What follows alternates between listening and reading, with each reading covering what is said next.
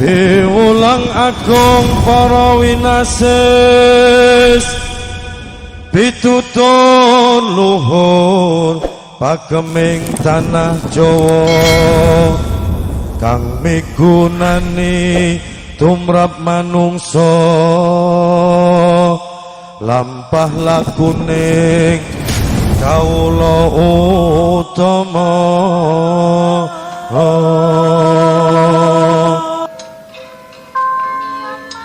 Assalamualaikum warahmatullahi wabarakatuh. Salam rahayu, salam sejahtera, salam Nusantara, salam budaya dan lestari.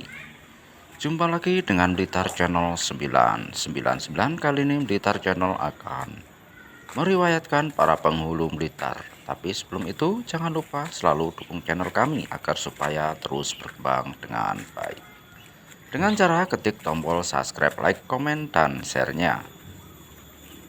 Bagi saudaraku yang sudah mengeklik channel ini, saya haturkan ribuan terima kasih. Yang baru menemukan, jangan lupa dukungannya. Oke, langsung saja. Dari catatan yang berasal dari beberapa sumber sejarah, maka dapatlah dihimpun daftar riwayat pada penghulu-penghulu atau pemimpin agama Islam pernah memimpin di Blitar pada waktu itu. Ternyata para penghulu ini seluruhnya adalah merupakan keturunan dari Kiai Raden Muhammad Kasiman.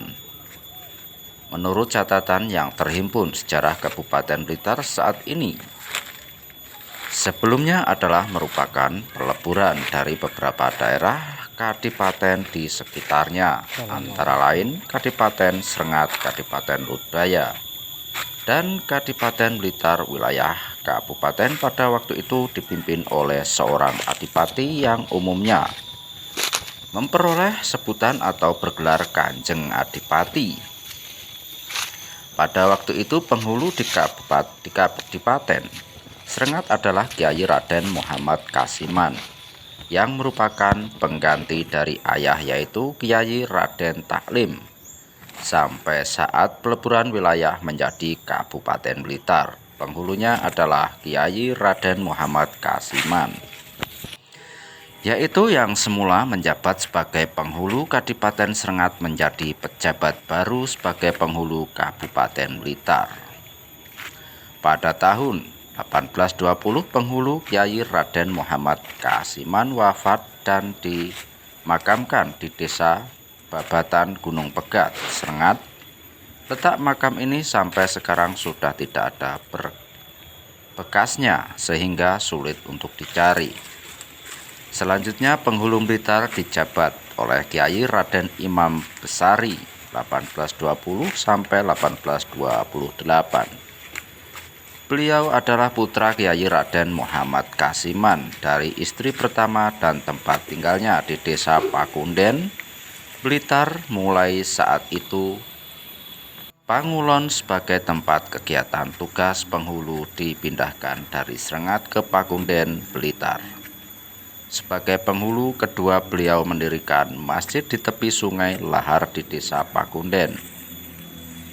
Bentuk masjid saat itu masih sangat sederhana, terdiri dari bangunan papan dan bambu serta atap gebyok. Beliau wafat pada tahun 1828 dan dimakamkan di Desa Sumbersuko, Blitar. Selanjutnya penghulu Blitar dijabat oleh Kiai Raden Imam Syafi'i tahun 1828 sampai 1848. Beliau adalah adik dari Kiai Raden Imam Besari. Selama kepenghuluannya Kiai Raden Imam Syafi'i, Masjid Blitar yang semula dibangun oleh Kiai Raden Imam Besari telah mengalami perbaikan karena dilanda lahar dari Gunung Kelut. 1835 Kiai Raden Imam Syafi'i wafat pada tahun 1848 dan dimakamkan di Desa Sumbersuko, Blitar. Selanjutnya penghulu Blitar dijabat oleh Kiai Raden Kamaluddin 1848 sampai 1860. Beliau adalah menantu dari Kiai Raden Imam Besari pada awal jabatannya pada tahun 1848.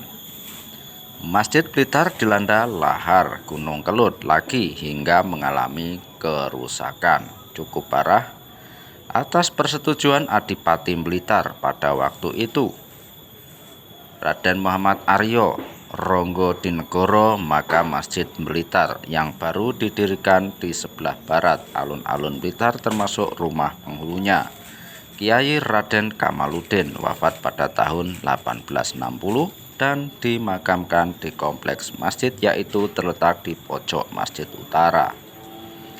Soko Guru Timur Laut pada saat bangunan masjid diperlebar dengan tambahan bangunan serambi kanan dan kiri, maka makam Kiai Raden Kamaluddin dipindahkan ke bagian belakang halaman masjid.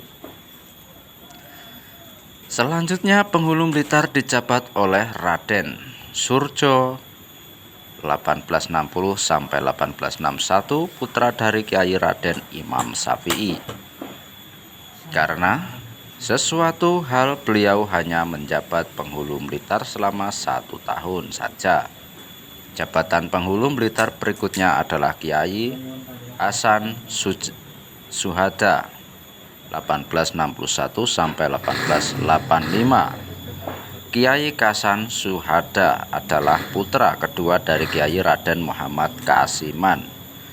Dari istri yang ketiga, Kiai Hasan Suhada wafat pada tahun 1885, dimakamkan di Makam Islam Tanjung Sari bersebelahan dengan makam Kiai Imam Mustari, kakak almarhum.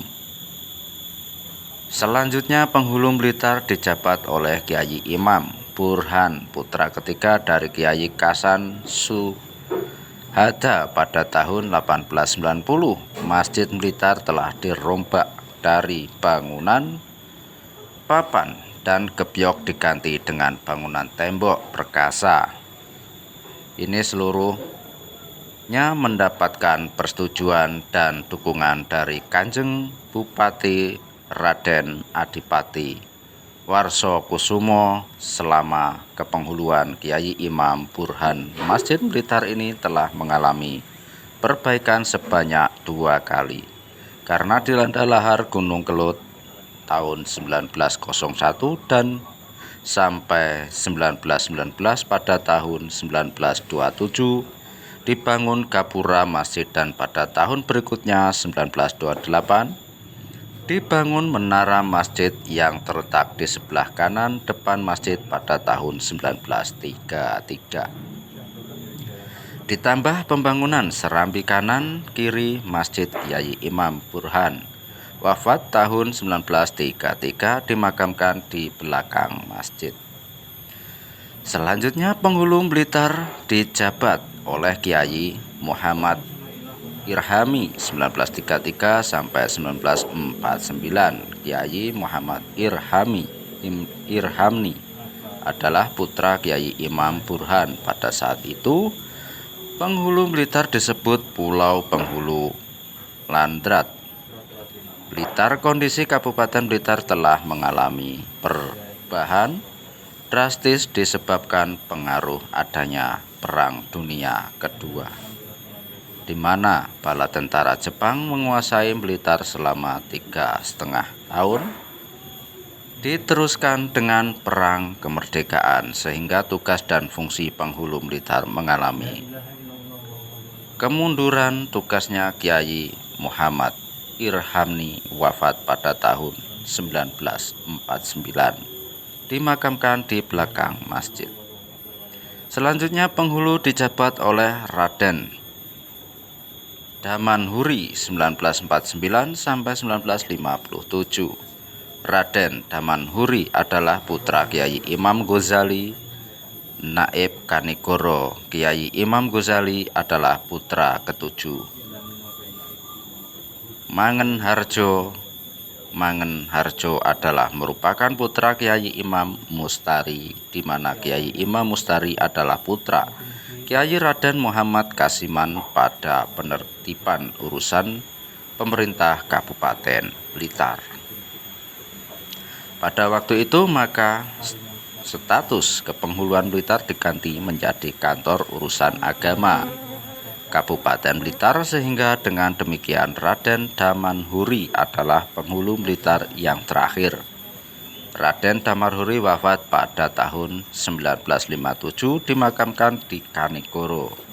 Kepala urusan agama selanjutnya dijabat oleh Slamet Daroini dari Ponorogo. Demikian sejarah singkat kepenghuluan Blitar yang ternyata seluruh pejabat penghulunya adalah keturunan Kiai Raden Muhammad Kasiman. Dihimpun dari sejarah alam Eyang